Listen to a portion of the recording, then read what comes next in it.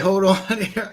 Guys, I am sorry. I am very, very behind. Hopefully, somebody will come and watch the show, even though I am very late. I didn't realize I was going to be this late.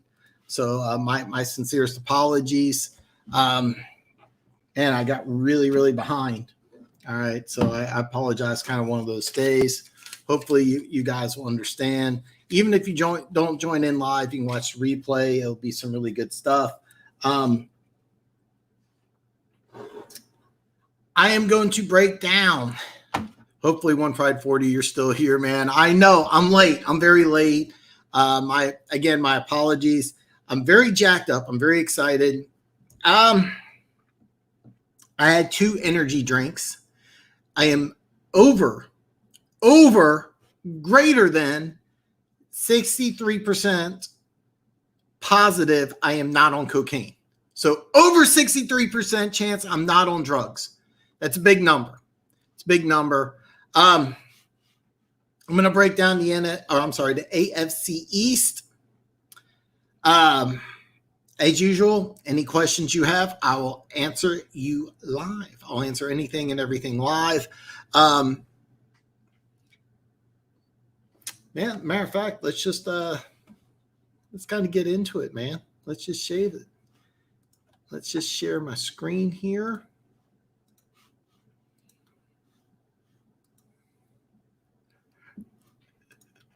Everybody said I'm not that jacked up. Oh, this is a good one. I was digging up some old film of the Steel Curtain, Orange Crush, Purple People Eaters. Which defense would you take? Oh, this is a good one. I actually wish you would emailed me this and I could have gone into more detail. Next time, you can email me. By the way, all my social media should be linked below, but this is a good one. This is actually a really good one.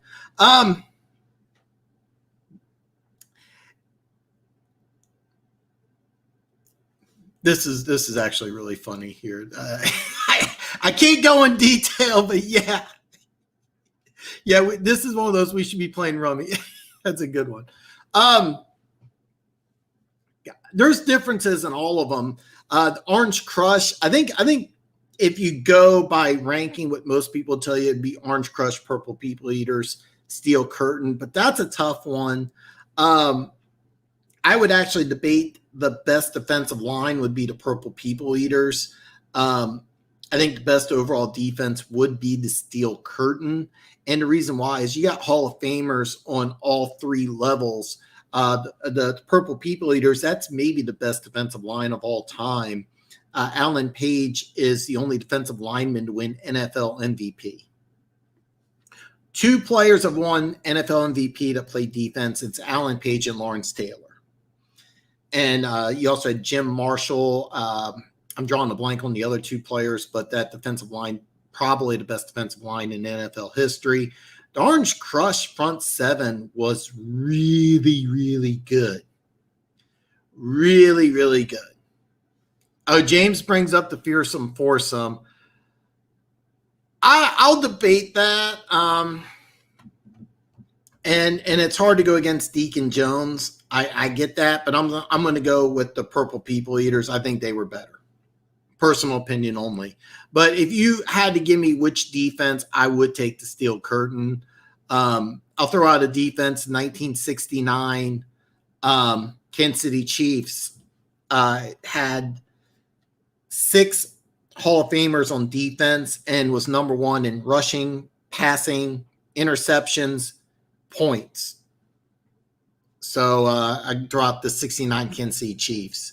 But all 3 of those defenses, easily top 10 defenses of all time. I will take the Steel Curtain, which is kind of a bad, kind of a weak answer, to be perfectly honest with you. But I will go to Steel Curtain because Hall of Famers on all 3 levels, dominant, mean, dirty, but really athletic and fast. This is a defense would actually work today. Jack Ham would be perfect in today's game. He's basically like a strong safety, played weak side linebacker, had a bunch of a bunch of interceptions, fumbles, solid, great player. Of course, everybody knows about Lambert. I got cops after me. That's awesome. Just when the show's going on. They are not after me because I'm on drugs. But I would go with Steel Curtain. Great question. Great question. Man, this is going to be good, man. This cracks me up, man. Chris, I need to call you. Denver Gators surprises me with the Orange Crush here. Come on, I'm really jacked up today, man. 2 energy drinks. 2. The Curtain is the only one. If I remember right, the Orange Crush played Dallas in Super Bowl 10. I may be off on the number, but they lost pretty big. Craig Morton, the former Dallas quarterback, bench for Roger Staubach. He quarterbacked Denver. Wasn't able to get it done. The Purple People Eaters. I actually think the Purple People Eaters went to 3 Super Bowls. I know Minnesota went to 4, but I think all 4 of the Purple People Eaters actually were on 3, if I remember right. I'm going to stick with the Purple People Eaters over the Fearsome Foursome, but you're splitting hairs. The No-Fly Zone, not as good as the Steel Curtain. If you want to argue the No-Fly Zone against the Orange Crush, or what was the other one besides the Orange Crush? The Purple People Eaters. That's fair debate. If you put those 3 together, that's a good one.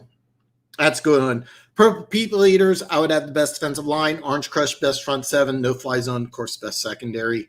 Really underrated. Chris Harris, undrafted free agent. One of the best corners in all of football. Aqib Talib, bigger name. That's actually something I'd ask you. I always thought Harris was better than Talib, but 2 number 1 corners. Really, really good secondary, man. Really good secondary. Joe Green never won defensive MVP. He never won NFL MVP. Alan Page did. But Joe Green may be the best defensive tackle of all time. L.C. Greenwood, I believe, is in the Pro Football Hall of Fame. I'd have to double check. But bottom line, the best front 4 of all time, I would give to the Purple People Eaters. That's just my opinion. Alan Page, like I said, only one defensive lineman's ever won NFL MVP, and that's Alan Page. So, Funk brings up a really good point. 85 Bears over any of them. Good point. I would take the Steel Curtain over 85 Bears, but you could debate that. You could debate that. Jones, Greer, Olsen. I'm drawing the blank on it too. Neither one had a nickname, but both were really, really good. It's kind of a shame because I know the NFL Network did top 10 defenses of all time. They had the 85 Bears as number 2, Steel Curtain as number 1. The 2002 Bucks were number 7. And you could really, really, really debate that. You could really debate that because the 2002 Bucks defense was really good. Defensive MVP that year was Derek Brooks. I think he had 5 or 6 touchdowns. He had Lynch, who's in Hall of Fame. Rondé Barber, Hall of Fame. Warren Sapp, Hall of Fame. Simeon Rice, who will never be in the Pro Football Hall of Fame, but he was a first-team All-Pro that year, had 14.5 sacks, played at a super high level, a Hall of Fame caliber level. He'll never be in the Pro Football Hall of Fame. I'm gonna stop the rant. So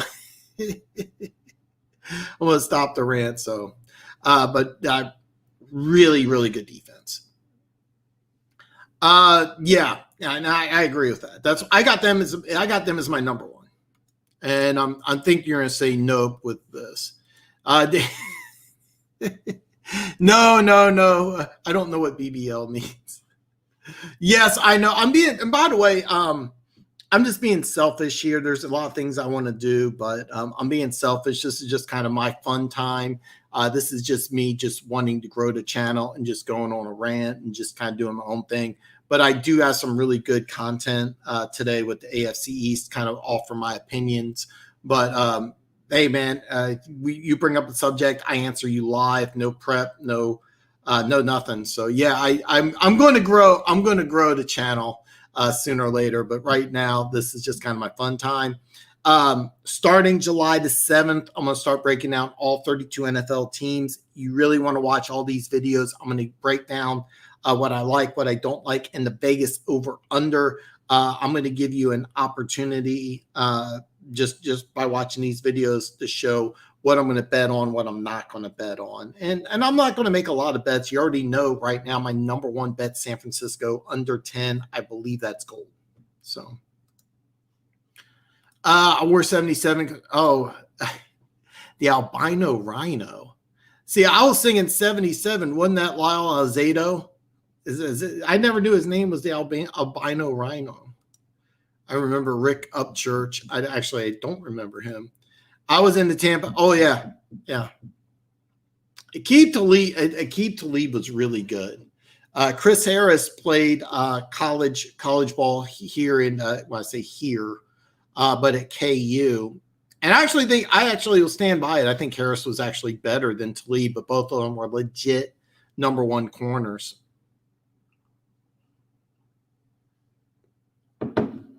And then what was it? Reggie Ruby, if I remember that right. Bradley Roby, I'm sorry. He has all the tools to be a number one corner. He was the number 3 corner. Matter of fact, I think he's if I remember, he's still in Houston. He's number 1 corner there. So Mike Allstott, greatest fullback I ever saw. All around, yeah, maybe. Jack Lundbud, yeah. Haven Moses. I'm drawing a blank. So will Eddie Lacy become a tight end? Tight end. All right. Okay.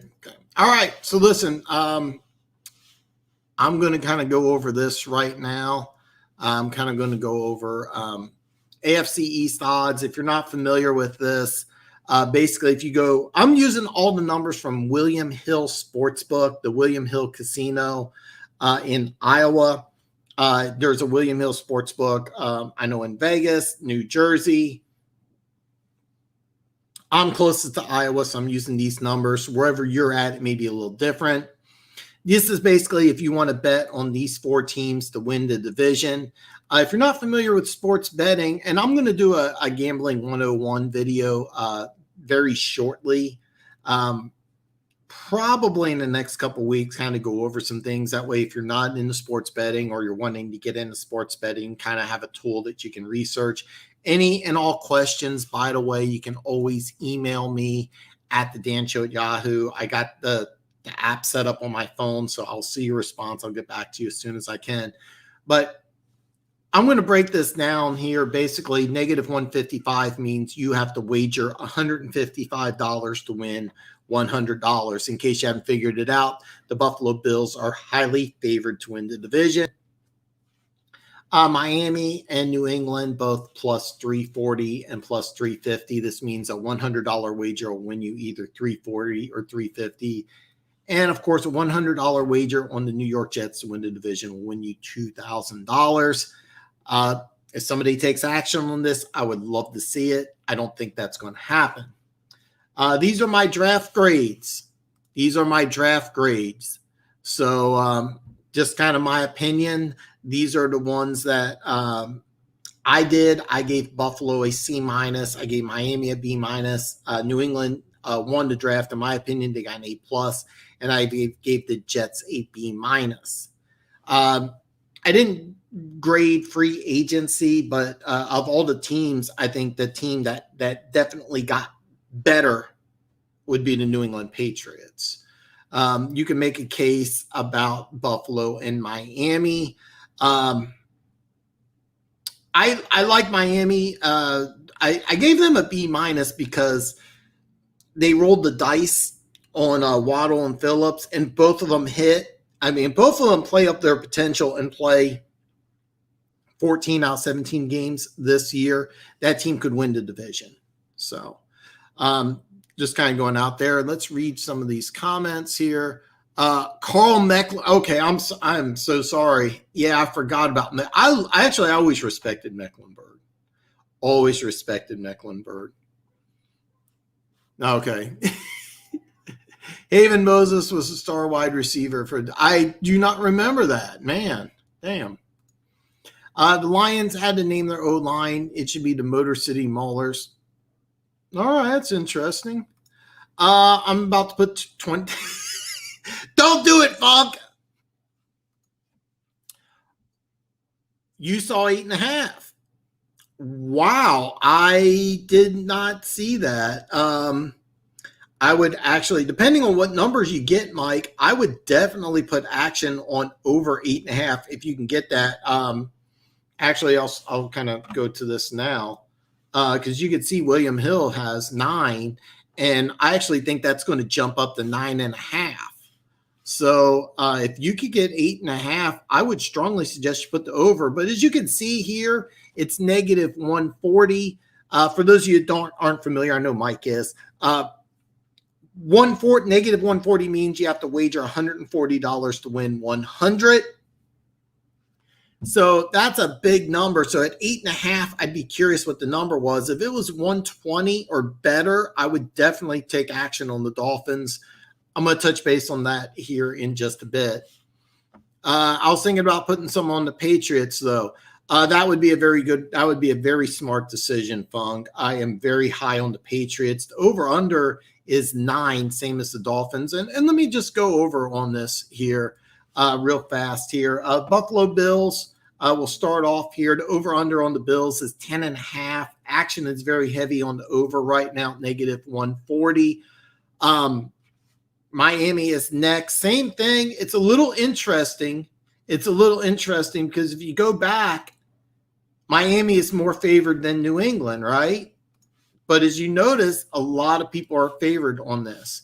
So here's what I would suggest, Funk, and I don't know what it is in Michigan and what the numbers are. However, let's say the numbers are very similar, which is probably accurate.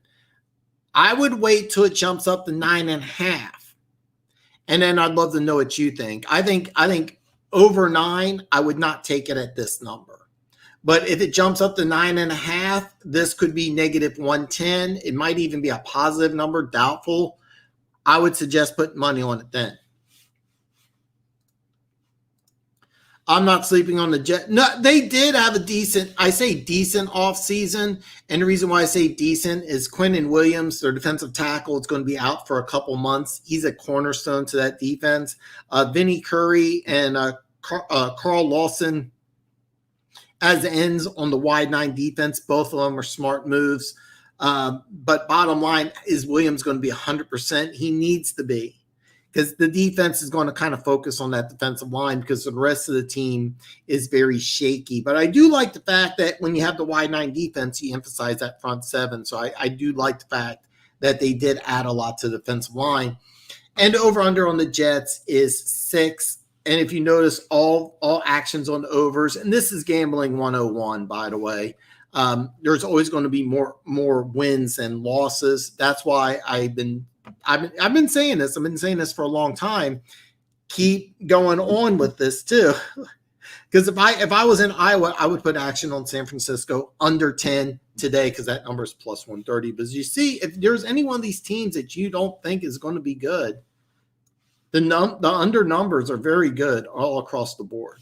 So. With 17 games, over on 8.5 for most. Yeah, exactly. And that's kind of the reason why I think this year there's some really good betting opportunities to take advantage of.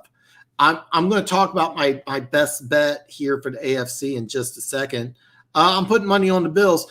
This is over 10.5 is a good number. Negative 140 is not.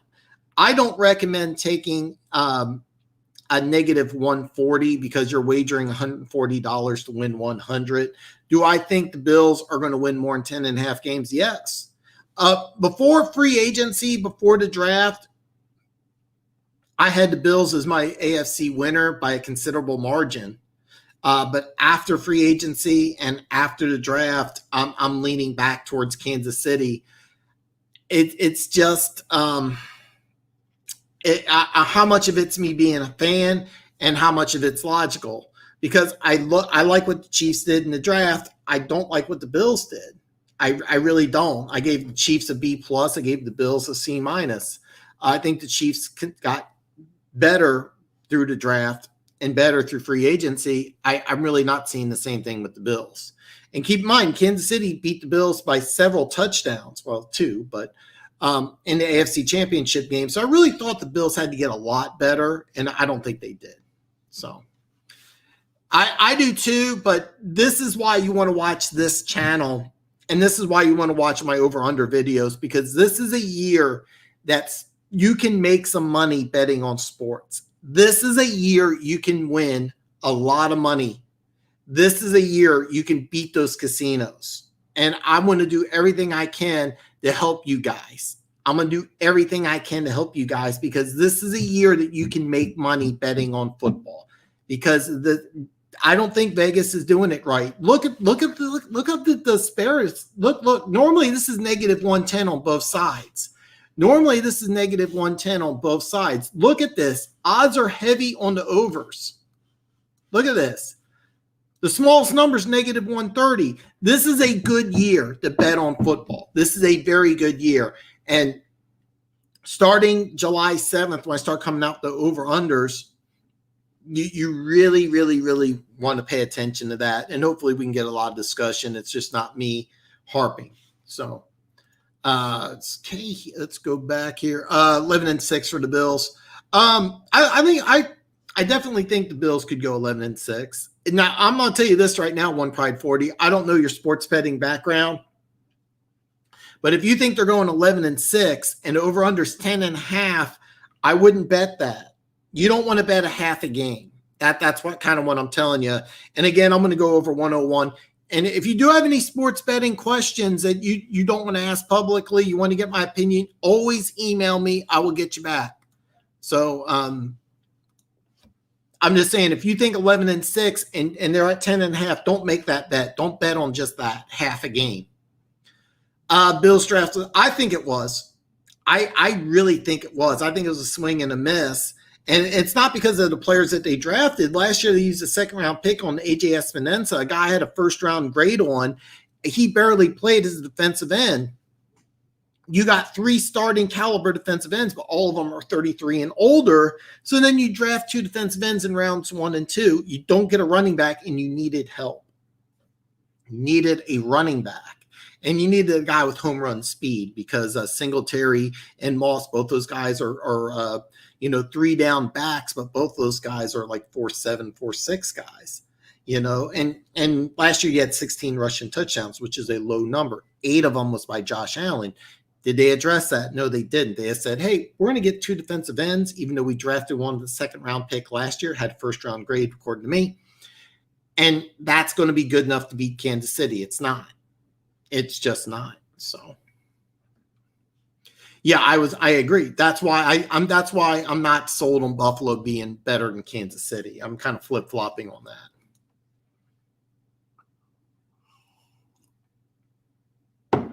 But I know we ain't talking about – hey, Funk, we'll talk about the Lions. So I know we ain't talking about the Lions, but the Lions are about to use a 5-man front. There's talk about Flowers and Romeo Alcor playing outside linebacker to me. It sounds more of stand-up nines. Well, see, that's here's the thing. This is kind of what Patricia wanted to do. He wanted to have kind of like positionless football and have guys that could put their hand in the dirt, that could also stand up. And he wanted to get very creative, and it just didn't work. Aaron Glenn's a first-year defensive coordinator, and he's bringing in a new system. And anytime you bring in a first-year guy, you kind of want him to follow a blueprint that's already been established. If he's doing something creative, I would really worry about that. I'm gonna level with you. The Lions defense is going to be really bad this year. It's going to be really bad. But the more that you can get into it, I actually would do just the opposite. I would have a very basic defense and just build through it. But a five man, that could be bad. And the reason why I say that is because you're Aaron Rodgers, he's going to eat that up. I'm higher on Cousins than most people, but I mean, he's pretty good quarterback. And you also got 2 number 1 receivers in Minnesota. So you got to get pressure on Cousins. And then, the Bears quarterback situation, it's actually going to be improved, but they do got some good receivers. So I will say this, I am very anxious to watch the Lions during preseason. I kind of want to see what they do defensively, because are you going to be looking with 3 or 4 man fronts? So that's something I'm going to be interested in. But just here's the thing, though. You have a rookie defensive coordinator. He's never been a defensive coordinator before.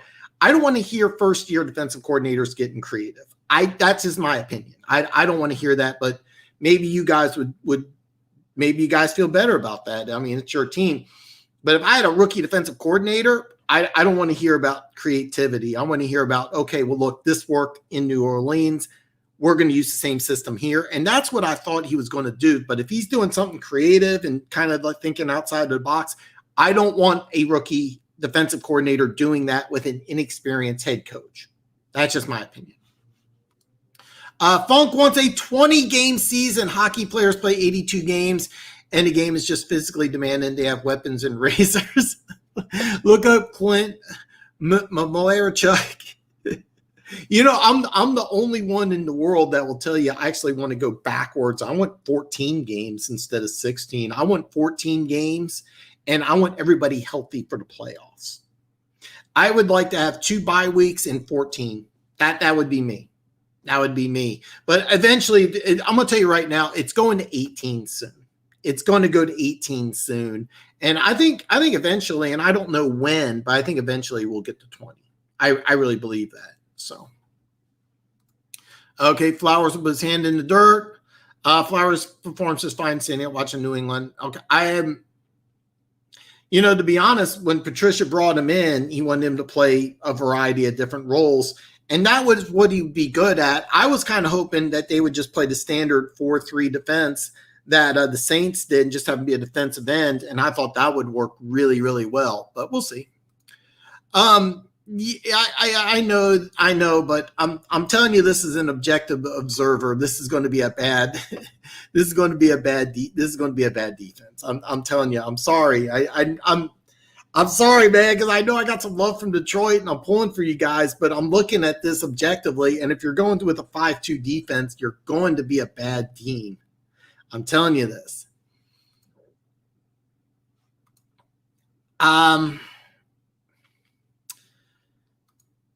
Ugh. That would be interesting, but the Rams kind of run a hybrid 3-4, and their defensive coordinator, of course, took over for the Chargers. And to me, I'm kind of chuckling because you get a first-year head coach trying to put the Chargers together, which had some free agent losses, and they weren't a threat to beat Kansas City. Now, yeah, I know the last game of the season they beat Kansas City, but I was playing quarterback for the Chiefs that game. I went 14 out of 21, had 172 yards. So, you can get this out there. Okay, so week 1 matchups. I'm going to kind of go over this here.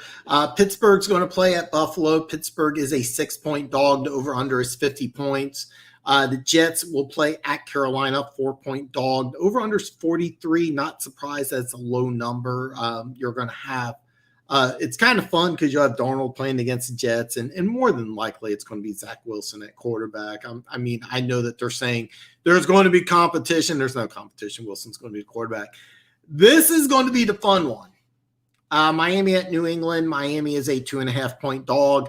It looks like, if you notice here, it looks like because stadium capacity is going to be back at full for I think all 32 teams. I'll try to get some more detail to that as as the season comes forward. There may be 1 or 2 teams that don't, but it looks like just from this, I'm looking at this, and I'm looking at this where Miami is slightly favored over the Jets. And what I'm looking at is that the 3-point advantage for home field's in effect. I will say this. I 45 is a low number, but I would probably take the under on this game.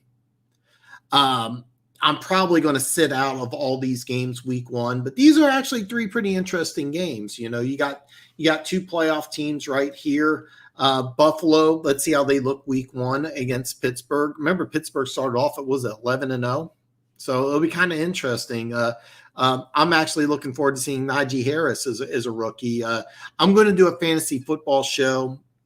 And if you have any fantasy football questions, again, you can, all my social media is below. And as always, you can always email me. But Najee Harris, I expect to be a really, really fun, exciting player. So I'll be looking forward to that. I'll be honest with you. I am going to watch this game because I want to see how Wilson looks against a Carolina defense. Keep in mind that they run more of a college-style defense. So he may actually be successful week one. It'll be interesting to see. But this one, of course, will be a lot of fun. Definitely take the under on this. So, don't get it twisted. I don't see the Lions being a 10-win team or anything like some slap. I see 7 wins, and I don't expect Flowers to be long. With Flowers, it'll just be how productive he is. If he buys into what Aaron Glenn does, then hey, it's going to be great. But anytime you have a lot of inexperience, I mean, here's the problem when I look at the Lions. First year head coach. Now, he did coach in Miami. He had, I think, 10, 11 games coached, but that was kind of an unusual situation. This is a first-time head coach, first-time defensive coordinator. You have an offensive coordinator with 1 year experience. He's walking into a division with 3 experienced head coaches. Yeah, I understand LaFleur's only been in Green Bay for 2 years. I get that, but both years he's 13-3 and went to an NFC championship game. So that's kind of what I'm looking at. This is and then you have a quarterback change. You have a system change. I mean, I think 7 would be very, very generous. The over/under's 5, and I haven't done the NFC North. I thought about reaching out to Luke and seeing if he'd want to come on and talk about all 4 of the teams, but I haven't yet. But maybe I should. I for one, Pride and Funk knows I joined his show yesterday, and he was very upset about the Iowa State coach getting consideration. I don't think I had to leave partway through, but I don't think he caught that it was just a ploy by his agent, because Iowa State's, I think, the 3rd worst Power 5 coaching job available. And all it was that he's trying to get a better job in the college ranks. I don't think he's an NFL coach.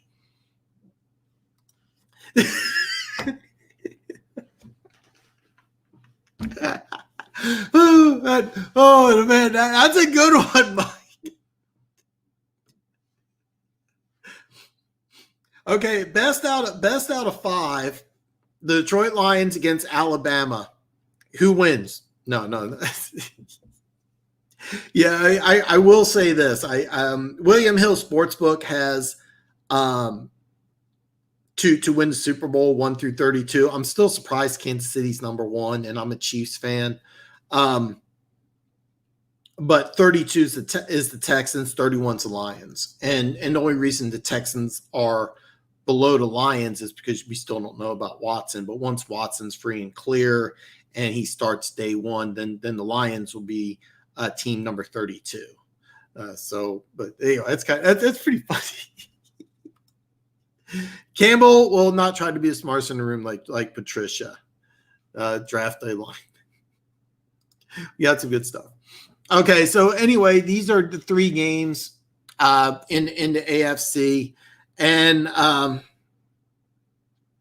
these are actually going to be 3 entertaining games. I'm going to try to watch as much as ideally, I'll be able to watch all 3 of these games. I'm going to have to probably have to get on the NFL Network and watch the replay of this one. But these 2 games I should be able to watch live. And if I remember right, this is a noon game. This is an afternoon game. And in week 1, I know Kansas City plays here, and it's at 3:30. So definitely watching the Chiefs game. I understand why it was Dallas and Tampa Bay on Thursday night instead of Cleveland and Kansas City, but Cleveland and Kansas City, two playoff teams versus a Super Bowl winner and a non-playoff team, but Dallas, of course. You know, the fans, the money, I understand. I think it should have been Chiefs, but I understand why it wasn't. Hopefully it made sense. The final thing I'm going to show you here is the number one thing I would bet on, my number one bet right now. And Mike brought it up earlier because I didn't even see 8.5. I saw 9. So that would be my best bet at 8.5. But let me show you my best bet. And that's Miami. Miami over 9. The thing is, though, 140 is a bad number. I actually think this line will go up to 9.5. So when Mike told me that he's seeing 8.5, I would 100% jump all over that unless the number is terrible. However, William Hill Sportsbook has a very, very interesting thing, and I didn't do it for all 4 teams, but if you guys want to, if you want to know which your team and you know what you want to bet on, etc. Again, I'm going to keep harping. You can always email me. All my social media links are below, so you can hit me up. But if you take a $100 wager for the Miami Dolphins to make the playoffs, a $100 wager will win you $125 for yes. A $150 wager will win you $100. So most people are betting no. However, I am telling you right now, I think the Miami Dolphins are a playoff team. I think the Dolphins will be one of the 7 AFC playoff teams. They were a 10-win team last year. I think they got better. They had a lot of youth, especially on the offensive line. They had 2 rookies play almost the whole year. 2 rookies almost the whole year. Tua banged up, started week 6. They mismanaged that completely.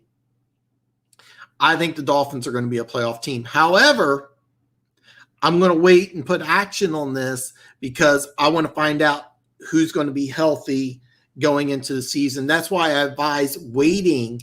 The only thing I don't advise is under on San Francisco, because if a 49ers player gets injured, you're going to kick yourself for not taking under 10 wins at 130. So right now, my number one bet for the Miami Dolphins is if you can get 8.5, Mike, take 8.5. All right. Over 9 is very good. I just don't like 140. I actually think this is going to jump up to 9.5. If you want to, right now at the William Hill Sportsbook in Iowa, I would actually think this is a smart bet, but I'm waiting. I'm waiting because I don't know what's going to happen in preseason. If somebody gets injured, that's kind of what I'm waiting for. But if it stays like this and there are no injuries, this would actually be my number one bet because I get plus 125. I do think the Dolphins are going to the playoffs this year. All right, man. Yes. The coach of Tampa, Hayden Campbell, is solid, though. Plus, they have a lot of former and respected players, and players should respond.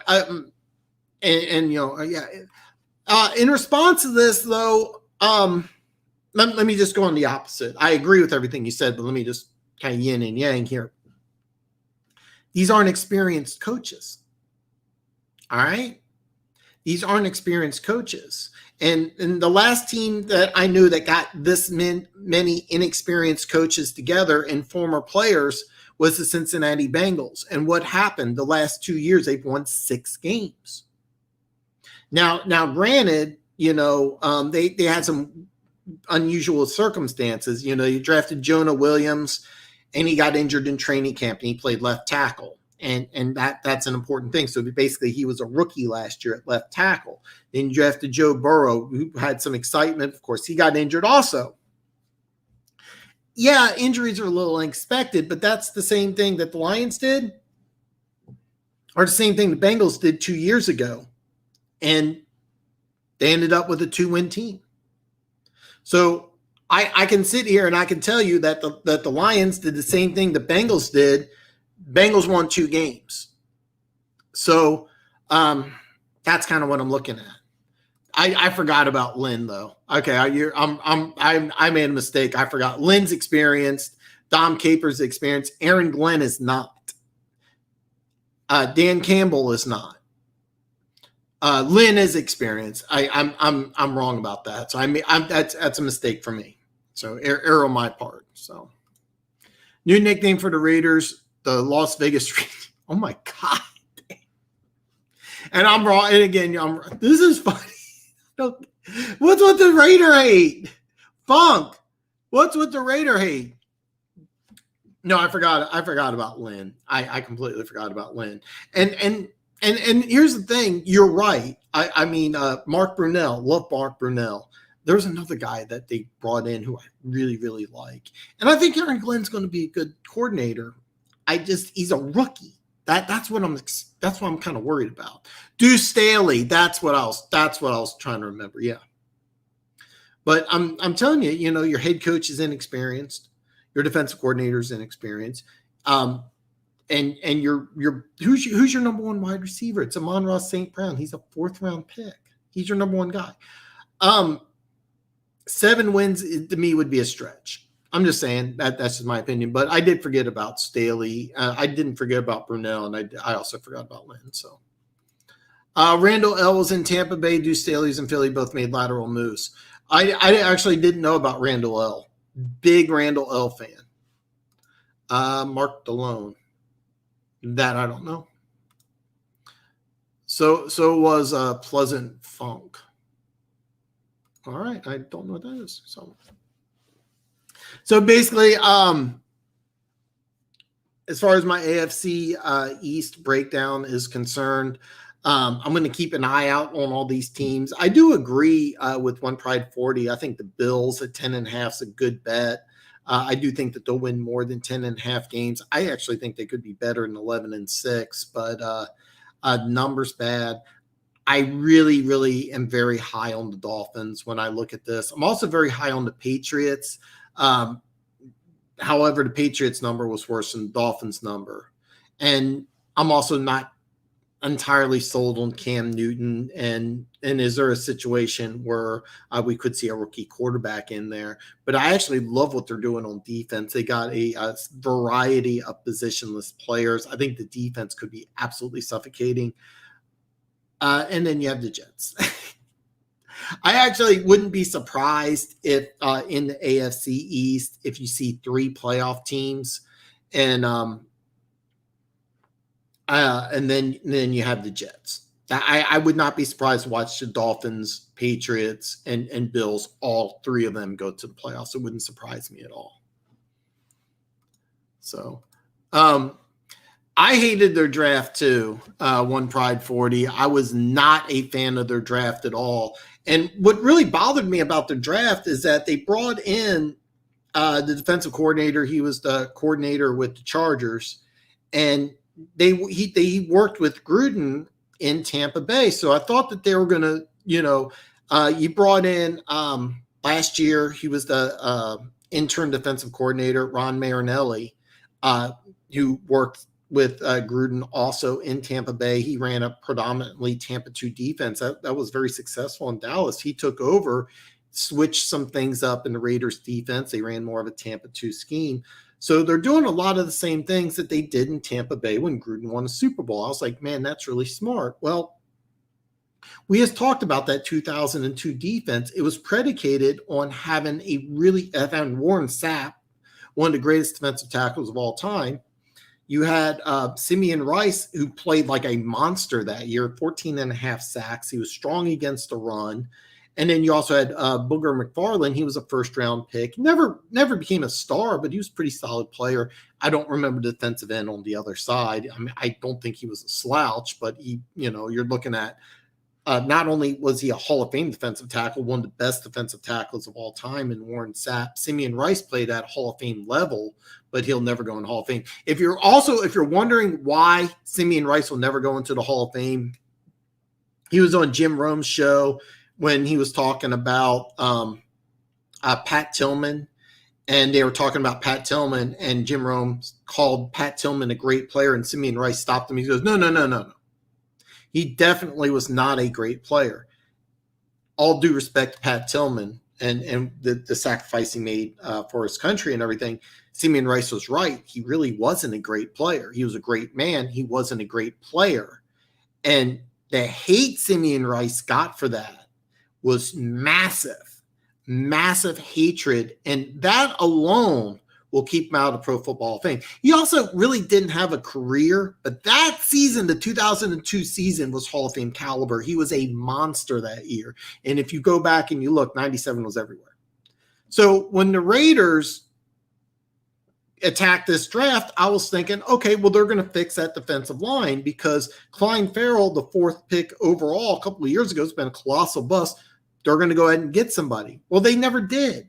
Okay, well, they're going to get a defensive tackle. Well, they didn't. They got a bunch of safeties, and safety was probably their strongest position. They brought back Carl Joseph, who was a first-round pick with the Raiders, overdrafted. Gruden didn't like him. I don't know why he wanted to bring him back. Yeah, Jonathan Abram, really solid safety. Okay, you got Jeff Heath in a 3-safety set. If he's number 3 safety, okay, that works for me. But why would you draft 3 safeties when you already got 3 safeties, plus you went out in free agency? So that to me just didn't make a lot of sense because you really needed a ton of help on the front 7. You didn't need help on the back end at the safety position. You need help on the corner. You didn't draft any. That didn't make any damn sense. So yeah, I didn't like the draft either. I gave the Raiders and the Seahawks D's. And the Seahawks, I give them D's just because they had 3 players. So I'm drawing a blank on the linebackers coach. Okay, that's Mark Delone. And Mark Brunell. No, Mark Brunell, I think the world of. The world of, even though I don't know if he's been a quarterback coach before, but God, I loved watching him play.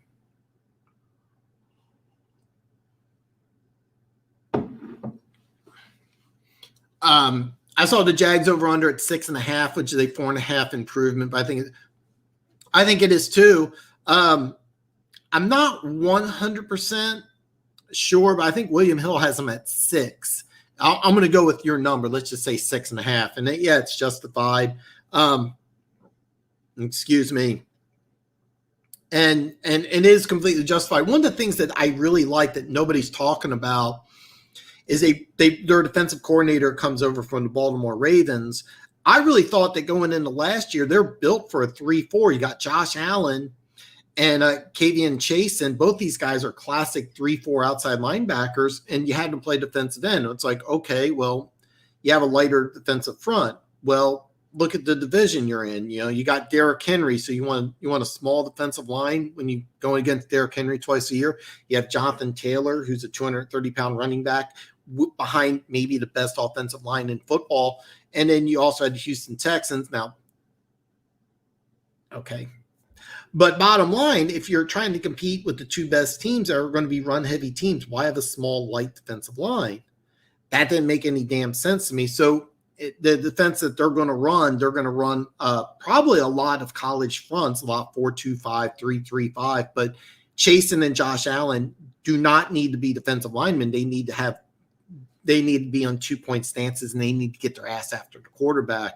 So that was one of the things I absolutely loved what Urban Meyer did, but you also got the double dip in Clemson. I thought in the second round they reached, but that's okay because I'm going to give Urban Meyer the credit because he worked on College Game Day. He also is really close to Ryan Day. It really is into the recruiting know-how, I'll use that word. So I 100% agree with you as my long and short of my rant. I think it's 6. I will say this, Mike, I do not bet on rookie head coaches. So I'm gonna avoid all rookie head coaches across the board this year. But as the season comes to a start, I may change my mind. Depending on a few things that I see. I'm going to try to watch as much preseason as I can. I know it's crazy to say I'm excited about preseason, but this year I actually really am. And there's several teams that have rookie coaches, including the Detroit Lions, that I really want to see, and I kind of want to see what I'm looking at. So I don't know why the Raiders are getting hated on. Well, you posted this before I went on my rant, but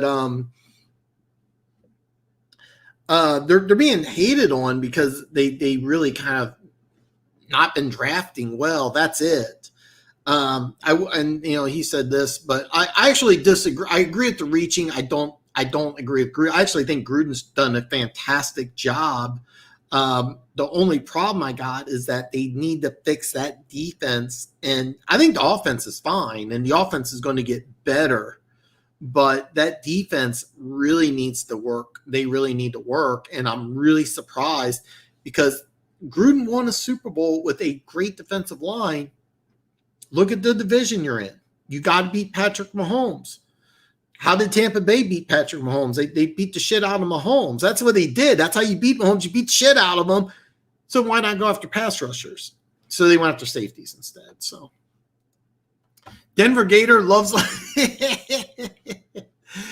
kind of off topic, but of the teams in the AFC West, I think that got significantly better. The Denver Broncos, to me, really, really, I would have to say the second best team in the AFC West right now to me would be the Denver Broncos, which kind of, sucks as a Chiefs fan, but I give respect is due. I did not like the Raiders draft, and I think a lot of people that are Chargers fans, Broncos fans, Chiefs fans really like the Raiders draft. And when I talk about the AFC, I'll talk about the draft. I'll do the same thing I did today, where I'll break down the division, and then I'll break down the draft grades, and I'll break down the over-under, and I'm going to do that for all 8 divisions. I just started with the AFC East, no particular reason. I was toying around with trying to get somebody on the show with me, but I kind of just said, you know what, I'm just going to kind of just be selfish here. Just be selfish and just do the thing that I love doing more than anything else, and that's just talking football. So I decided, hey, I'm going to turn on my camera at 7:50. I know I was late today, so I apologize. So I said, hey, you know what? I'm going to get on. I'm just going to talk. And that's just my favorite thing to do. What's my favorite thing to do on Friday night? I could go out on a date with a beautiful girl, or I can hang out with a bunch of people and just talk football, and I'd rather talk football. It's my favorite thing in the world to do. So that's what I'm doing. It's Friday night. Let's talk football. And I just chose the AFC East. I actually don't even have a plan for next Friday. I'm going to pick a division. I don't know if I'm going to do NFC East or if I'm going to do AFC South. I'm not sure. So it was terrible. I am going to do the AFC West. Very soon. Well, you know what? Maybe not soon. Maybe I'll do the AFC West last. Actually, that would probably make more sense to do the AFC West last because I'm a Chiefs fan. And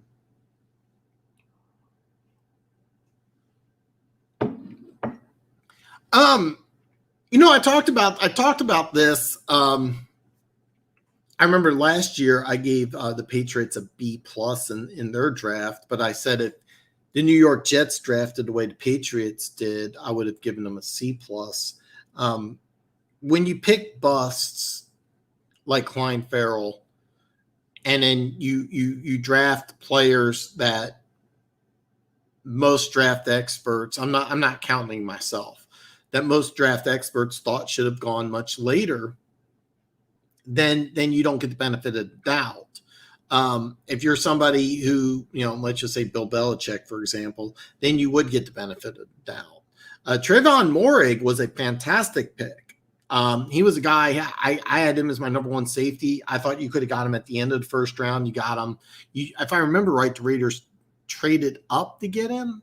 They may not have. I don't remember off the top of my head. I think he was picked 40. And I was like, man, this is pretty good. And I was ready to give the Raiders, just out of their first 2 picks, I was going to give the Raiders a B. Then they started drafting all these other safeties, and I'm like, wait a minute. You picked up Carl Joseph in free agency, former 14th pick overall, not by Gruden. Gruden didn't like him. It was very obvious he didn't like him. Played okay in Cleveland. Raiders are bringing him back. Okay, so you sign a safety. Okay. Then you sign Moehrig, and I'm like, okay, well, he'll replace Heath. He's more athletic. He's younger. Heath will be kind of a mentor. That makes sense. I think Diablo is actually going to play linebacker, even though they said safety. And the other safety, I don't get at all. But the problem I have with the Raiders is that the Tampa Bay Buccaneers showed you how to beat the Kansas City Chiefs. Tons of pressure on the quarterback. Why didn't you draft more pass rushers? So that's why Denver loves it, but they got my two favorite safeties, Morrig and Gillespie, both of them good draft value. Gillespie's the other one. Gillespie is the other one I forgot about. And I'm glad you reminded me because I actually didn't mind that pick. Diablo, I had to look him up. A lot of teams had him as a 7th round pick, and the Raiders chose him in the 3rd round. Granted, if he plays like a hybrid role, then that's fantastic. But I'm going by what he was drafted as, and it was defensive back, which didn't make sense to me. Because you got a guy kind of like that already in Abram, who I absolutely love. I'm a big Abram fan. I'm not, as a Chiefs fan, I hate him, but as a football fan, Jonathan Abram, I love the way the guy plays. Reminds me a lot of Josh Allen for the Seahawks. Plays very similar, box safety, physical, very, very fast. Some limitations in pass coverage, so that's why I kind of liked Morrig.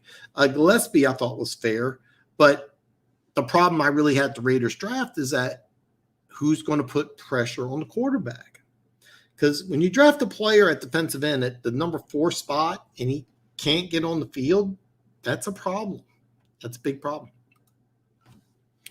NG, I was pissed with the Lions, got those 2 DTs, but I was pissed when the Lions got those DTs, and I watched them and understand. Here's the way I looked at it, and I think you might disagree with me. I think you may disagree with me, One Pride 40, but the way I looked at it was John Dorsey and Hopkins, I think, the general manager. The way I looked at it was that they were looking at their team and just saying, okay, look, we're going to start off with a lot of draft picks and nothing. We're just going to build from the ground up. All right. And so my interpretation was, what do you do with a brand new football team? Okay, well, we traded for a quarterback. So quarterback, you got that. Spot number 2 is left tackle. Okay, well, you got that. Okay. Offensive and defensive line, you build inside out. That's smart. I love that. Then what's the worst thing about the Detroit Lions? Well, it's at front 7. Okay.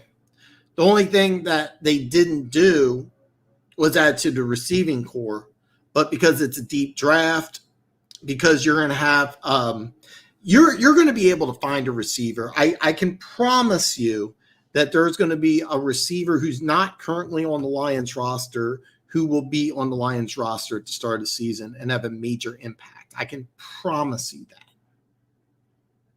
So I really liked what the Detroit Lions did. Build inside out. That's smart. Get your offensive line. Get your defensive line.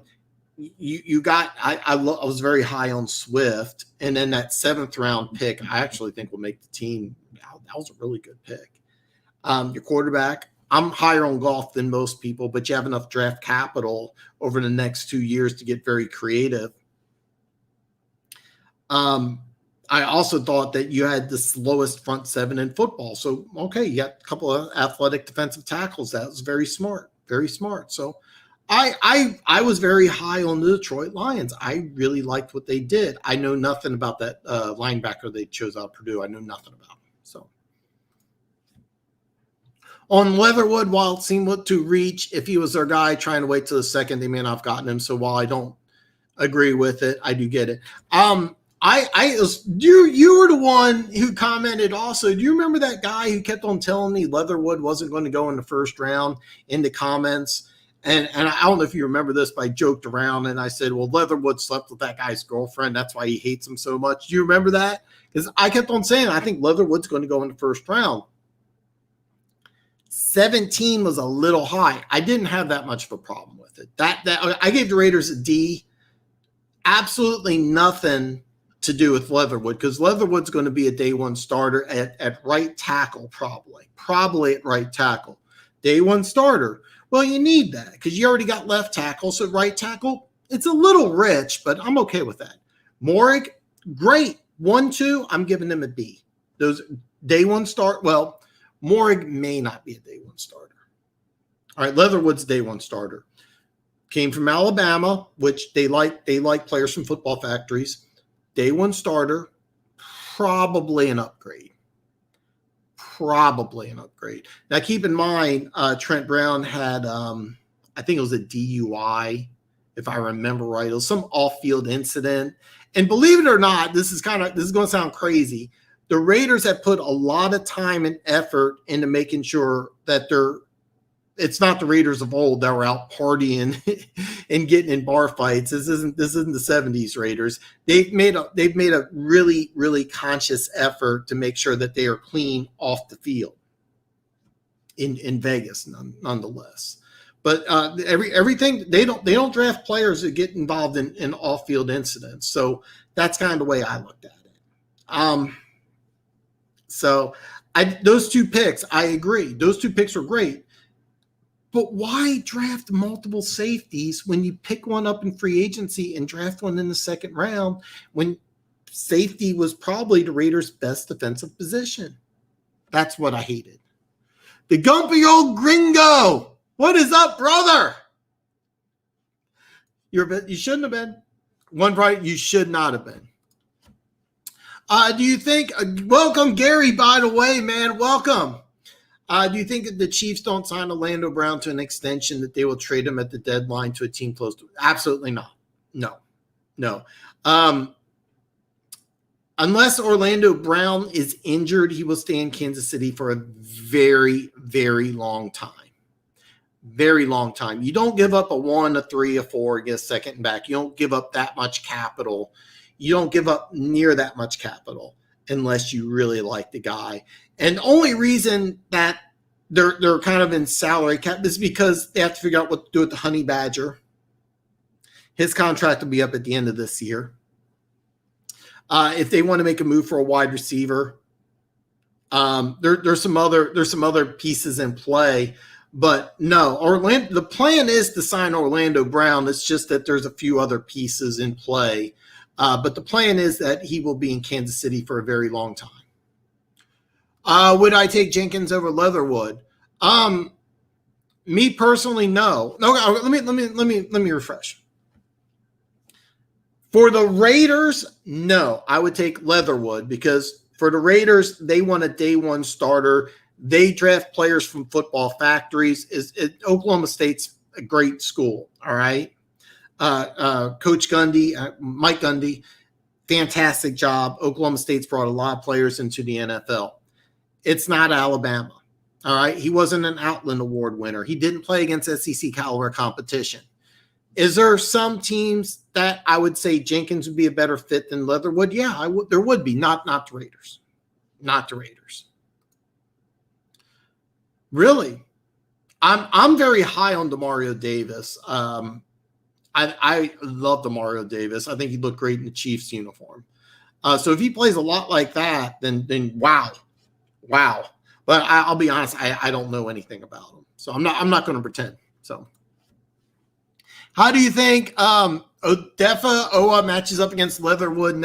Well, in all fairness, let's say Owa. I'm sorry if I'm butchering that. He may not be a day one starter. He may not be the starter. And here's the deal. I know Matthew Judon left to go to New England, but Owa is so raw. He may not be the day one starter. Will he match up against Leatherwood? Yeah, probably. But he may also only play about 5 to 10 snaps. Where I think Leatherwood will be a day one starter and play every down, unless there's some sort of issue, injury, or if they decide they want to move Leatherwood inside, which I don't think they will. I think they drafted Leatherwood because you're going to play right tackle. And that's another thing is 17, is that the pick number 17, is that worthy of a right tackle? It is if he's going to be an all-pro, and that I'm not 100% sure.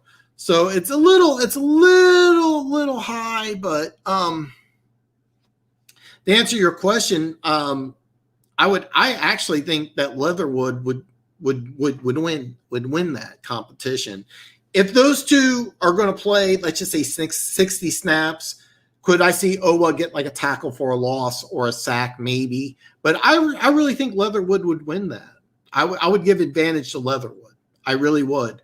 But I also don't think Owa's going to be a starter. I think Owa's going to be, I think week 10 going on, maybe he's a starter. Week 1, I don't think he is. But let's say he is the starter. I'd give the advantage to Leatherwood. I really would. Do I think Tevin Jenkins, Oklahoma, offensive tackle, Oklahoma can play left tackle for the Bears successfully? I have no idea, and nobody does. The Bears do. I thought it was risky, to be perfectly honest. But I will say this. I love that the Bears got him in the second round. I don't know that answer. Nobody really knows. It's too hard to say. But the Bears, that was a big move, a big risk, and it has to pan out because I personally think Matt Nagy's on the hot seat. I think the Bears have to get to the playoffs in order for Nagy to keep his job, and he's betting it on a rookie to play, I think, maybe the most important position on that team. And you're going to say, wait a minute, Dan, how is Tevin Jenkins the most important position on that team? Because you have questions at quarterback. You don't have a star at quarterback, all right? And then if it's a rookie, you don't want him getting beat the F up. So Tevin Jenkins is the most important player on the Bears this year. He has to play well. But to answer your question, nobody knows. But I'm going to pay attention to him in preseason because he's going to play a lot. And he needs to play well. Because if he doesn't look good in preseason, then, hey, well, let's look at this Bears over under. And of course, I'm going to do the NFC North. And we'll break this down more when I break down the NFC North. To answer your question, I don't know. No, I don't think anybody does. This is one of many things that I'm going to look forward in preseason.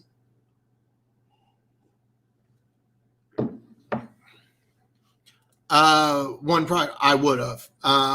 Sorry about that. Where was it? Okay, I apologize. Gary, I think he's in trouble at left tackle. I actually thought he would play right tackle or guard, but like I said, the Bears think he's starting caliber left tackle. It'll be very, very.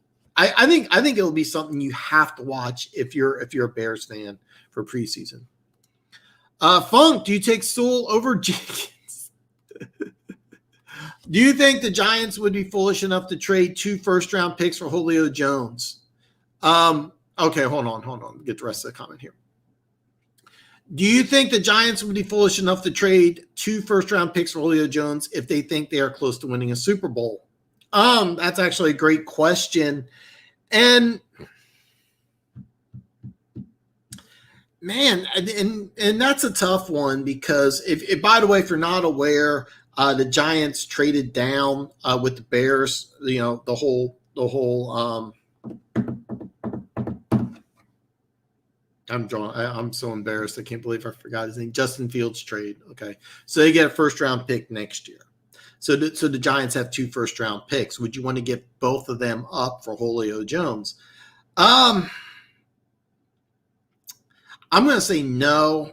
And the reason why is that I actually think going into the season, I'm going to say something really crazy because I think Julio Jones is walking into camp, and Julio Jones is one of the best players I've ever seen. But I think this year, 2021, I think there's a strong chance Galladay may be a better player because Julio Jones has had injury issues in the past. He benefits from having a Hall of Fame quarterback, but Galladay's a really good player. And I mean, it would be nice if you got prime, injury-free Julio Jones, yeah, but you're getting 32-year-old Julio Jones, who was how many games did he play last year? 6. So I would definitely not do that. I mean, here's the thing: your best player is Saquon Barkley. He's coming back healthy. You got Galladay. All right. You got a defense from hell. That defense is loaded and really good. But if I'm the Giants, I still got some question marks. Is Daniel Jones the guy? That's still debatable. Is Saquon Barkley going to be the best running back in football? That's what they're hoping on. You don't draft a guy number 2 overall at the running back position and say, well, he's just a guy.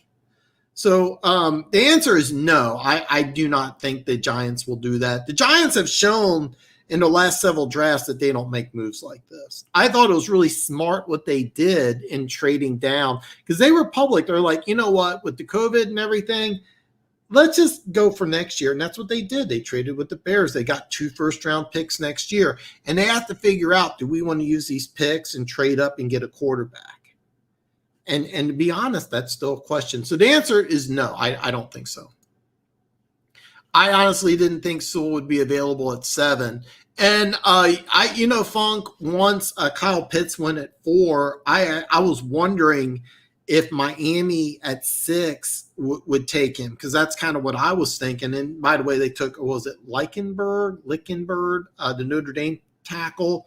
And that'll be kind of interesting to see how that pans out, because they're going to take the guy they got from Louisiana. I'm drawing a blank on his name. He played really good at right tackle, so I thought they were just going to sit him at right tackle, but they're going to move him back inside the guard, which is what he was going to play in the first place. They're going to put Lickenberg at right tackle. They drafted Austin Jackson, who, by the way, Austin Jackson, if he comes out in this draft, he's not right. He's not going to be drafted above Sewell. So,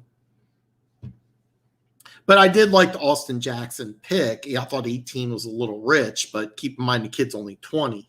Well, now he's 21, but so I was a little surprised because I could have seen Miami saying, hey, does somebody want Sewell? Does anybody want to jump up here? And they went for Waddle. And then once Waddle was picked, of course, then Sewell was it. But no, once Pitts went at 4, that was a legitimate question and made a lot of sense. So that was a reason I gave the Lions an A-. And they deserved an A-. Really, really good job. Really good job.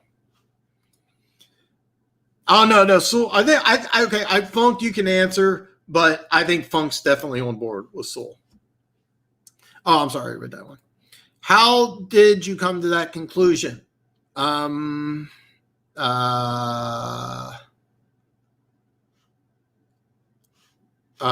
Which question? I'm sorry, Funk. You have to ask which question. Oh, okay. No.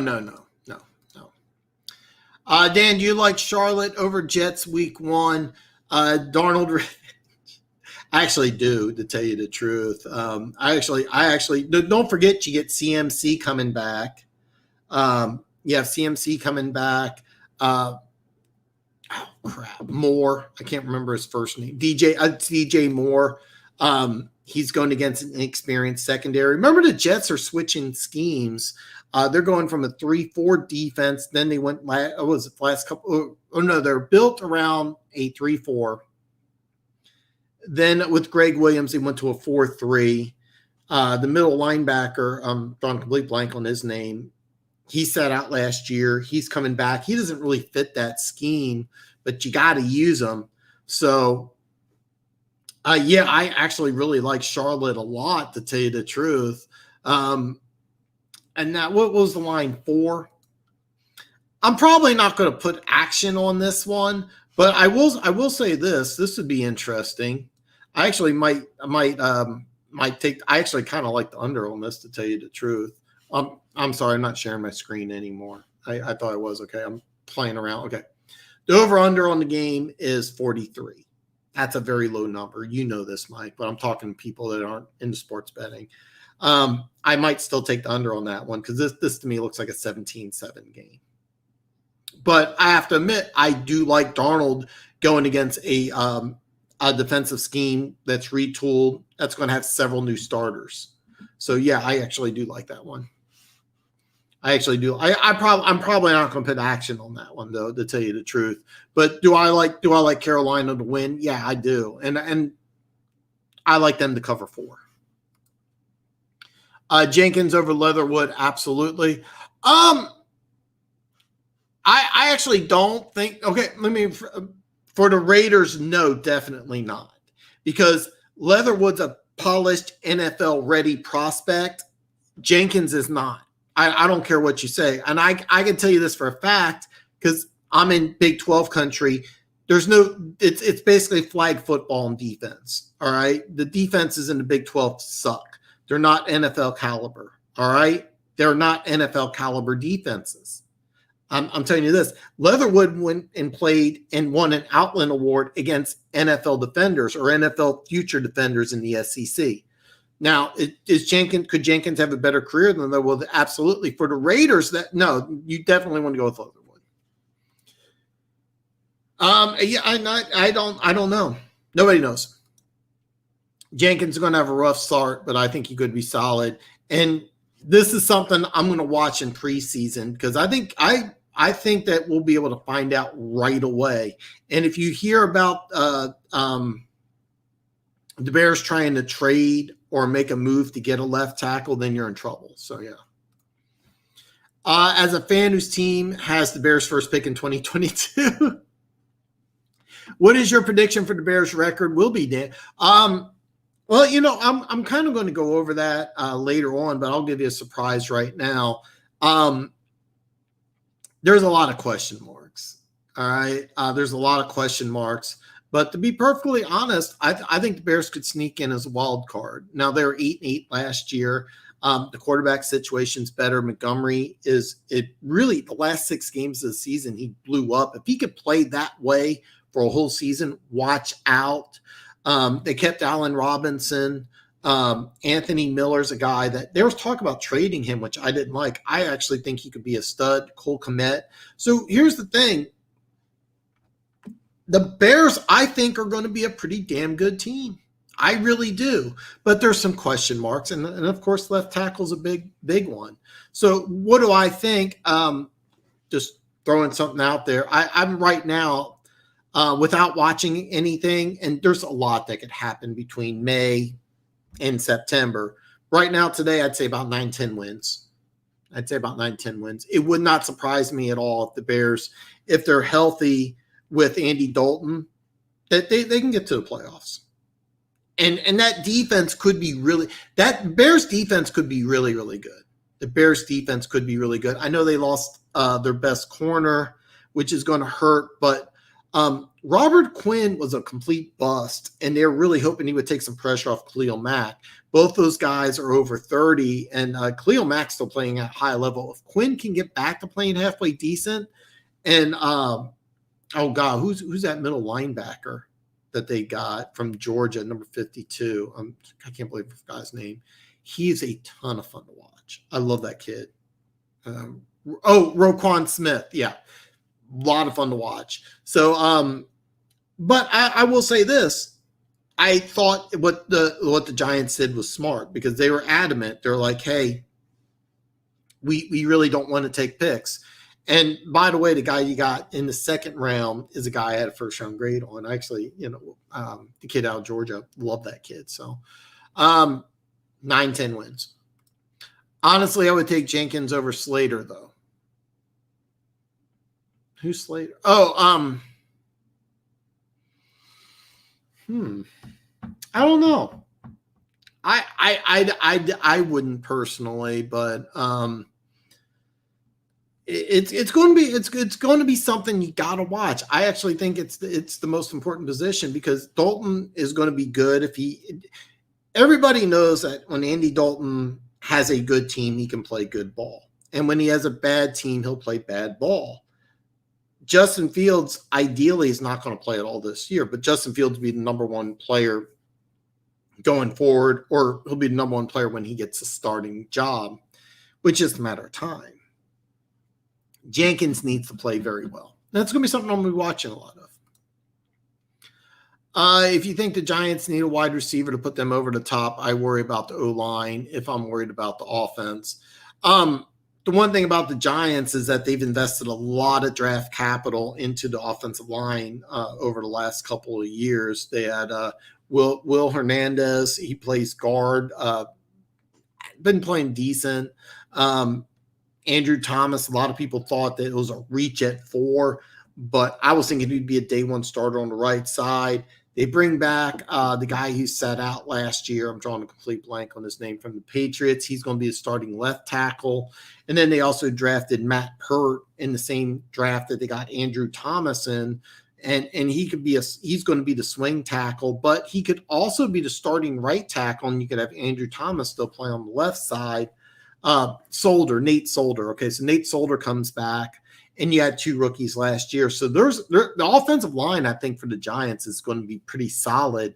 I like Galladay, Sterling Shepard, Evan Ingram's really solid, but of course, the Giants' offense is all going to be predicated upon Saquon Barkley being 100%, and he should be 100%. But Saquon Barkley's never been able to play a full season. So let's just say he plays 14 games at 85+%. Giants should get to the playoffs. That's all it is. Kenny's a bad fit for Danny Dimes. We'll have to wait and see. We'll have to wait and see on that one. Funk, Will Hernandez is a free agent next year. Would you pay him? But I know you asked Funk, but my show, I'm going to answer. You got to wait and see. Hasn't lived up to those draft grade yet. Yeah, exactly. The only guy I wanted this year was John Johnson. Yeah, that was a smart pickup for the Cleveland Browns. Kind of wanted Marcus Williams. Roquan Smith. Yeah, I loved him playing in Georgia. I love the Jets offense that Douglas is building. Mims, Baylor. I'm sorry. Mims, Wilson, Elijah Moore, Ole Miss, Michael Carter. Yeah. They did some smart things. They got Tevin Coleman from the 49ers, familiar with the system. He'll be the day one starter, and then Michael Carter will probably play in the beginning, I'm going to say 7 snaps, probably jump up to a dozen. They also got another running back, P. Ryan out of Florida. I actually really liked him out of Florida. Didn't play great last year, but there's a lot of offensive line issues. Keep in mind, the offensive line situation is going to be a lot better. Mims is a guy I was very, very high on, and I love the Elijah Moore pick. This is a guy who ideally he's returning punts, kicks, slot. He has to stay healthy because he's a smaller dude, but instant explosiveness. And also like him with the big armed Wilson. That's really going to help out. And the thing is about a player like Elijah Moore is that even though he may not have great stats, like he may have a game where it's like 3 catches, 50 yards, him being on the field means that you can't put 7 in the box. I know the old expression's 8, but now it's 7 because it's a pass-happy league. So with a guy like Moore, who if you're not familiar with Elijah Moore, if you're not familiar with Elijah Moore, A.J. Brown was pushing for the Tennessee Titans to go ahead and draft him. They played together. I think they played together at Ole Miss. They did play together at Ole Miss. 5'9", I think 180, 185, but very strong. Ran a 4.34 at the combine. Electric player. And the Jets really needed a player like that. Mims, a guy that I was very high on, didn't have a good year, missed most of training camp, which is important because at Baylor he ran 4 routes. This year, with him getting into an offseason, learning an NFL route tree is going to be key. The run game I think he's the run game coordinator. Last show, I think one Pride 40 saves pass game. Doesn't matter. First-time offensive coordinator. How well is he going to get these players all together? It's going to be interesting. His brother is the head coach in Green Bay. So even though he's a rookie offensive coordinator, he should be doing decent. And don't get me wrong, I like what the Jets are doing, but again, they're doing the same thing. Like I said, for the Lions, they're building from the ground up. I would be shocked if the Jets won more than 6 games this season. But they're doing the right thing. The offensive line solid, the defensive line solid. They drafted a ton of players late in the secondary. They also got some youth and some pretty good players back there. The question is going to be is how fast you get Wilson up to speed. And you also have a rookie wide receiver and a second-year wide receiver who missed most of his first year. Can you get those guys up to speed fast? So, but yeah, I agree. I think he's a free agent this year. Yeah. Mekhi Becton, and I drew a blank on his name, but he was a guy I really thought would be better suited at right tackle. If you're not familiar with Mekhi Becton, he came out of Louisville, 6'8", 370, but at the combine, he ran a 5.05. And here's the thing, like at 370, he could move. Like when you watch a guy on TV, he didn't look like he was 370. He looked like he was lighter because of the way he moved. And I still thought that he should have played right tackle. The Jets put him on the left side, played awesome. So I'm a little wondering because I'm going to call it the Shanahan system because that's, kind of what they did in San Francisco. They did a run heavy, but it was a zone blocking scheme type of system. I'm not sure Becton really fits into that because even though he did run a 5.05 and a 40-yard dash, he's still 370. And he's light on his feet for 370, and his movement skills are really, really good.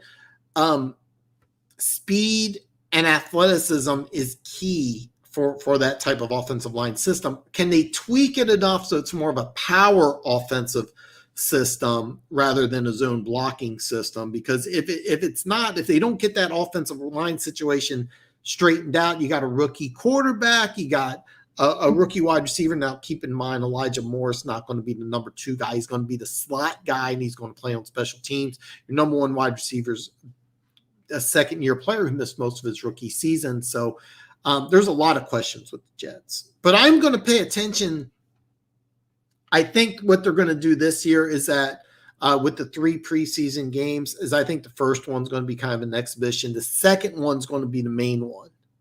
And I want to pay attention to what kind of a system that they're going to have the offensive line. Do I see all 5 of the offensive linemen shift to the left or to the right, which would be key to a zone blocking system? If that's the case, I think the Jets will really struggle because if I have a 370-pound left tackle, I don't want him sprinting 10 to 15 yards this way and then 10 to 15 yards this way. I don't want him doing that. I want him to take 370 pounds and knock somebody on his ass directly in front of him. So that's kind of something I'm going to be paying attention to when I watch the New York Jets. But last year he did play very well. He didn't play the whole season, but when he did play, he played really, really well. I was very surprised about that. So there's some good things that the Jets are doing. Are they ready? Absolutely not. Absolutely not. But they are doing some good things.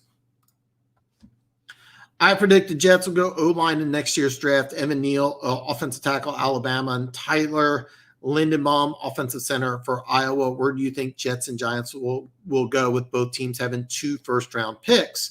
Man, there's so many questions to go with that. So let me start with the Jets. A lot of it has to do with Vinny Curry signed a 1-year deal, but he's a perfect fit for that wide 9 defense. You got Quentin Williams, who if he doesn't pan out, you're going to have to do the same thing that the Lions did. You're going to have to address those defensive tackles. I haven't looked at all. The only thing I know for a fact is it looks like Derek Stingley is at it, the LSU corner. Right now, he looks like he's the number 1 player in the draft, and he's right now my number 1 player going into the season, not knowing anything else about college football, but he's definitely the number 1 player. But I think the Jets are going to be a bad team, and so they're going to have a very high draft pick, okay? So here's the thing with the Jets. What they're going to need to do is they're going to need to figure out, is Curry the guy that they want to keep at one defensive end? Because you signed Carl Lawson to I think it was a 3-year, $50 million deal. He's going to play on the other side. So you got Curry on a 1-year deal. There was also a rookie last year. I think it was a 3rd-round pick. So what I'm looking at is how's that defensive line? Because if you've noticed, the Niners spent a lot of first-round picks on defensive linemen. So I can almost promise you one of those picks is going to be on the defensive line. The other pick is going to be kind of where they need the most help at. The inside linebacker, I'm drawing a complete blank on his name. If there's a linebacker that they fall in love with, like Devin White or Quan Smith, somebody like that, somebody like JOK in this draft, that's definitely going to be the pick. So I'm thinking defensive line, and then you have to find a place for the other one. With the Giants, you have to figure out, number one, is Danny Dimes the guy? Because if Daniel Jones isn't the guy, you're using that on the quarterback. If he is the guy, you could go best available. You could trade down. You can do a variety of different things. I think the Jets and the Giants are on two different categories. The Jets, bottom, building up. The Giants, I think, are in a really good position to win this division.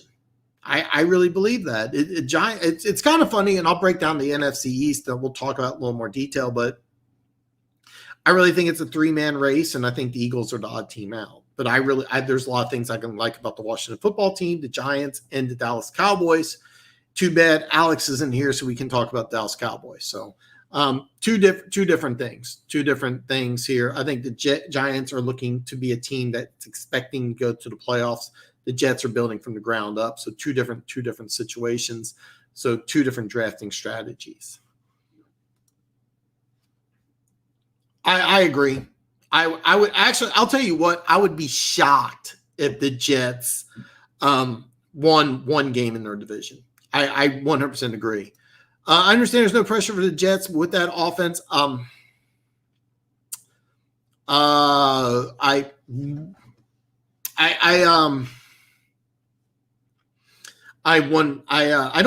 Gary, I respect your opinion and everything, but no,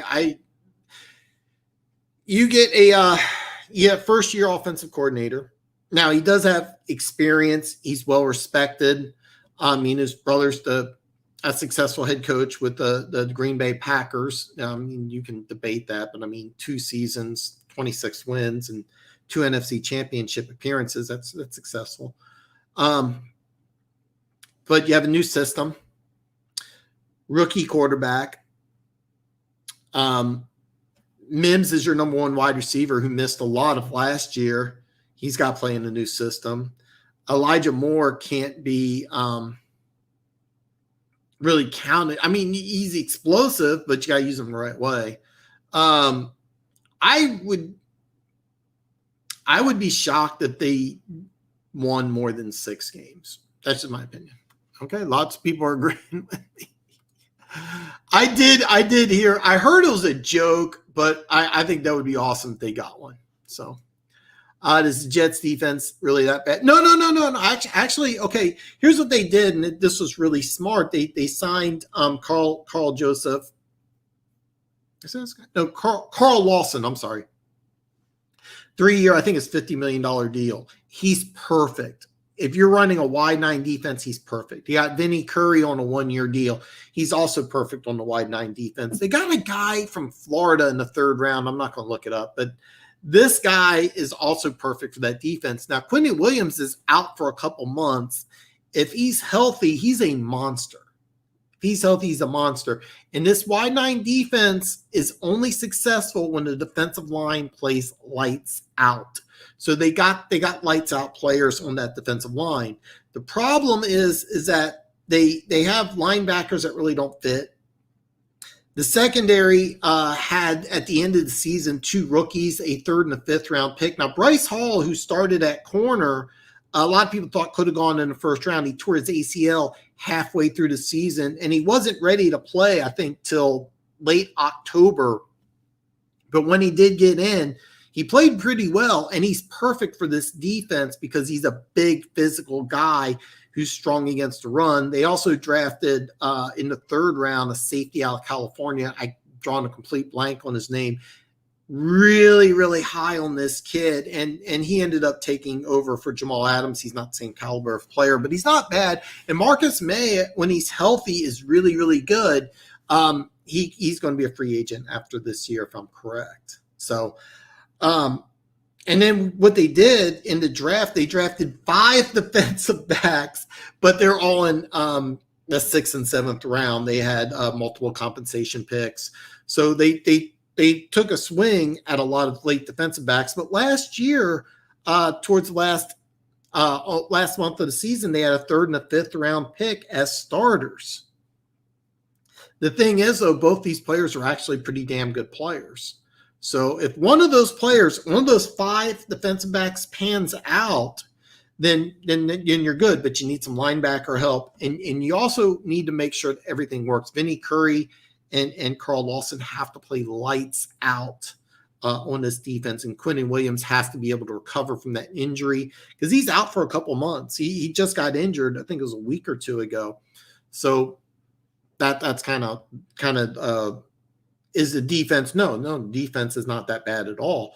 The problem that you got is you got a rookie quarterback, you have a new offensive system, you got your number 1 wide receiver is a guy that played a handful of games last year, and he was a project, talented, but he was still a project. So, yeah.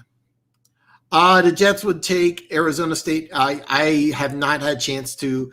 I say this every year, so I probably won't be able to watch as much college football as I can. But I will say this: if Mike has any college football advice, I will definitely take it. I remember Mike turned me on to a Coastal Carolina, the very first game of the season, and I should have bet more on them. Hopefully, Mike, you made a lot of money off of them. I did bet on them. I did bet on them against BYU. So Alex is busy on his own. I need to get my OnlyFans going. I do not do enough OnlyFans promotion. I need to do that. It's a money maker. I know you guys would pay to see me. So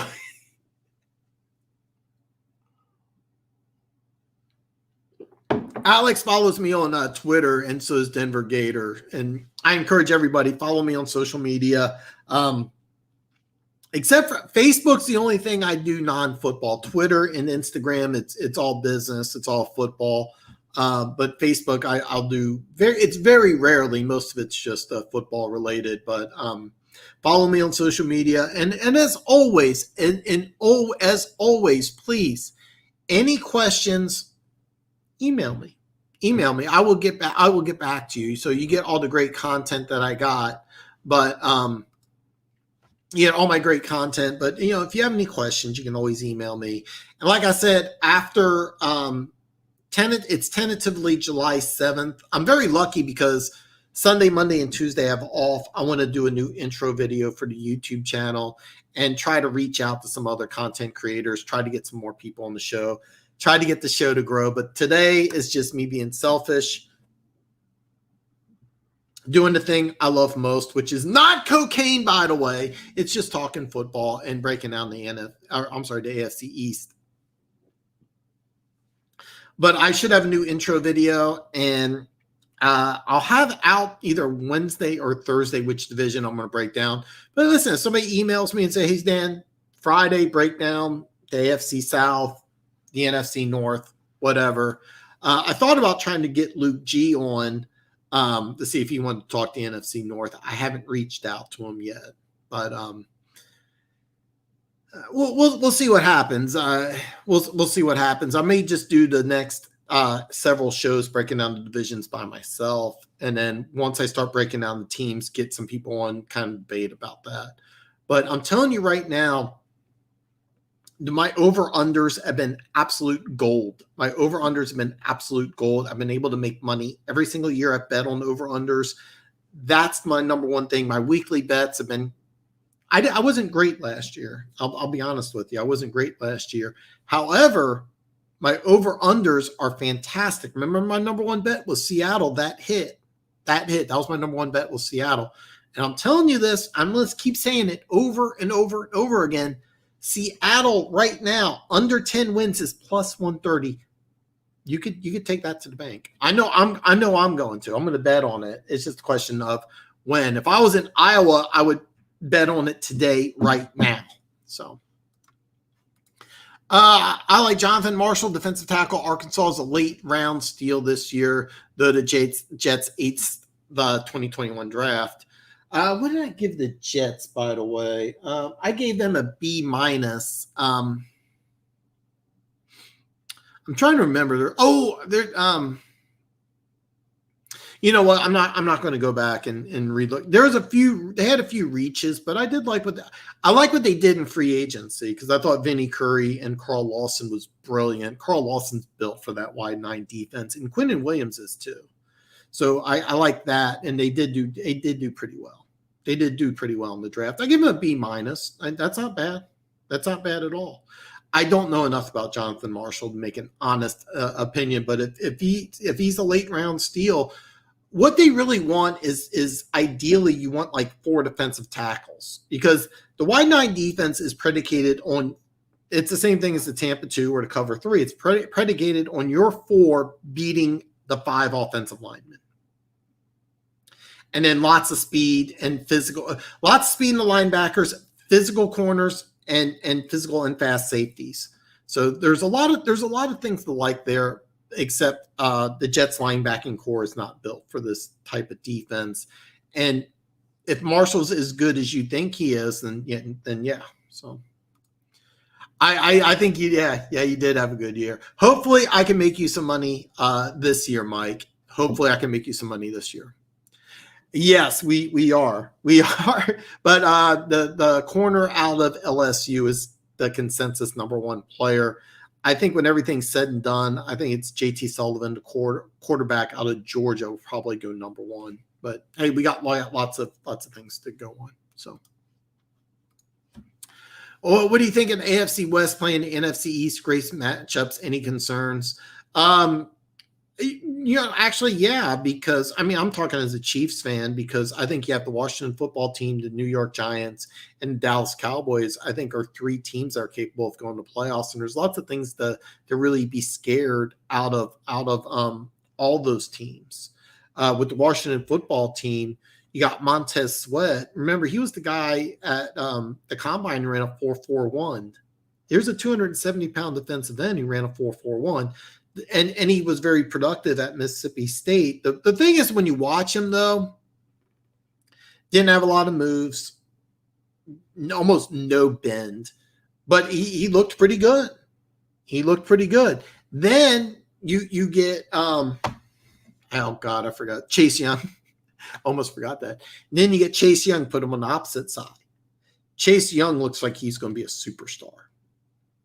Then you also got as defensive tackles 2 former number 1 draft picks, both of them out of Alabama. Both these guys I thought were mismatched, even though Alabama runs a 3-4, were mismatched in that 3-4 defense. You put them in a 4-3. That's what this defense is built for. So that defensive line is like, wow. Fitzpatrick doesn't scare me, but that defensive line does. With the Giants, that defense could be really, really good. That defense could be really, really good. And then you get Saquon Barkley back.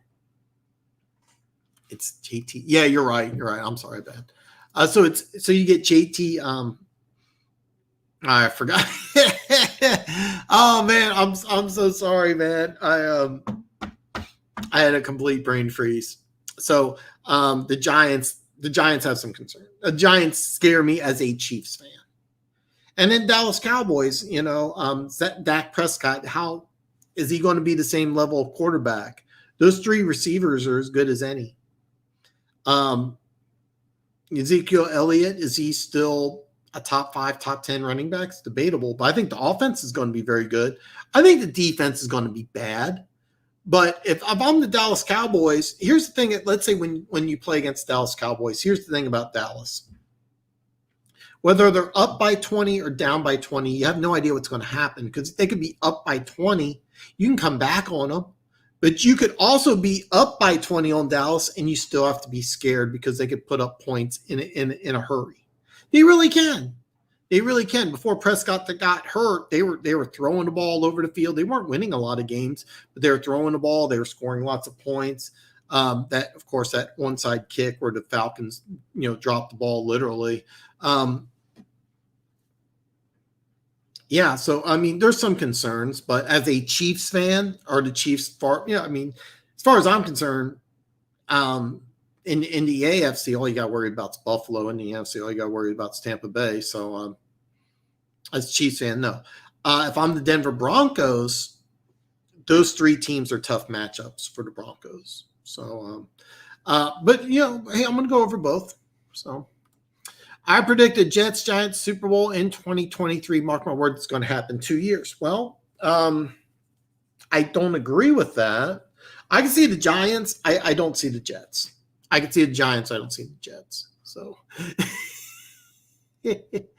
you could argue Robert Saleh is just as prepared as Judge for the New York Jets. Yes. Yeah, you can. Okay.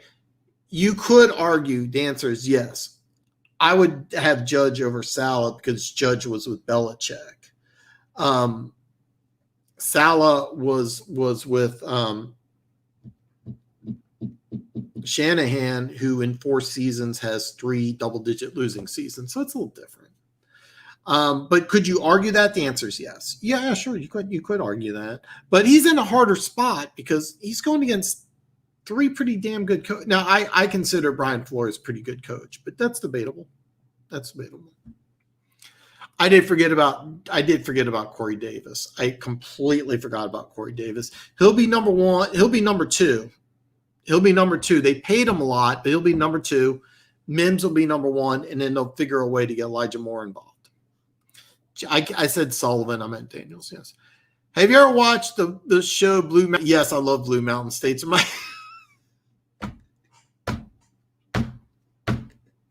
Did you see the movie in the snow machine that had the cookie? That's a great show. If you haven't watched Blue Mountain State, it is a fantastic show. So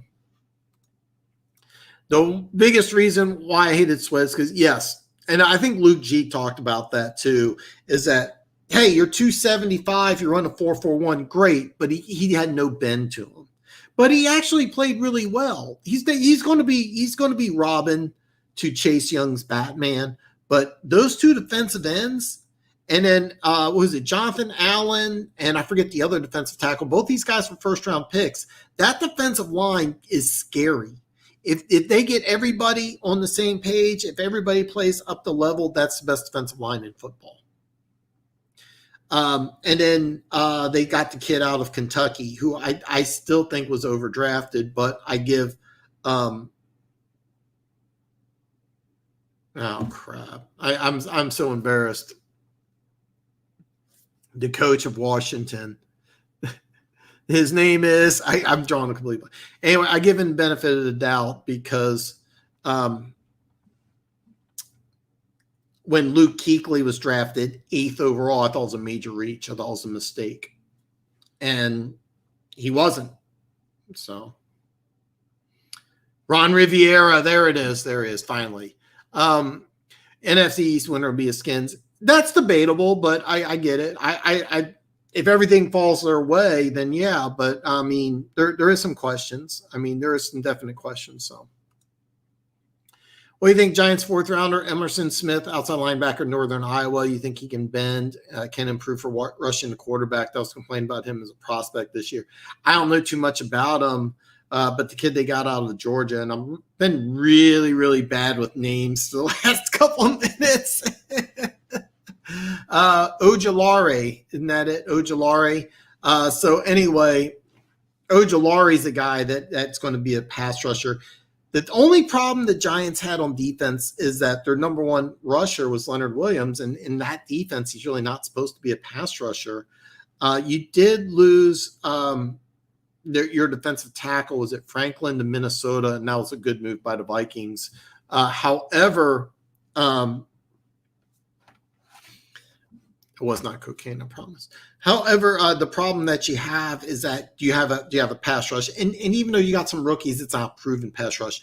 But with the Giants, if they have a pass rush with that defense, oh God. Oh wow. So I do think the NFC East is going to be interesting because you got 2 teams that could have dominant defenses, and then the Cowboys have a dominant offense, and I think the Eagles are kind of in a no man's land. So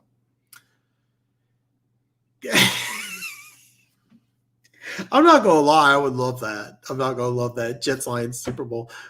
Blue Mountain, what a great reference. Not for the easily. No, it is a great show. It is a great show. Salad Shanahan is a mentor and has been to a Super Bowl. Can you imagine? Could you argue? And you could argue if Trey Lance works out, they could be a next dynasty after the Chiefs in 4 years. Absolutely. But the problem that I have is that the defense has fallen apart. You lose your defensive coordinator, and are they going to be able to rebuild off of that? And then when does Lance take over? If he takes over this year, you definitely want to take under. If he takes over next year, then okay, and that's a smart move. Personally, I think that after this season, I think both GM and head coach are going to be gone. That's what I think. So.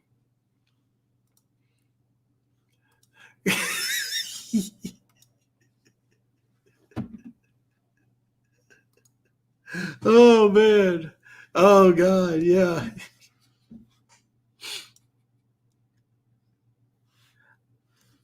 You know what? I have not seen The Binge.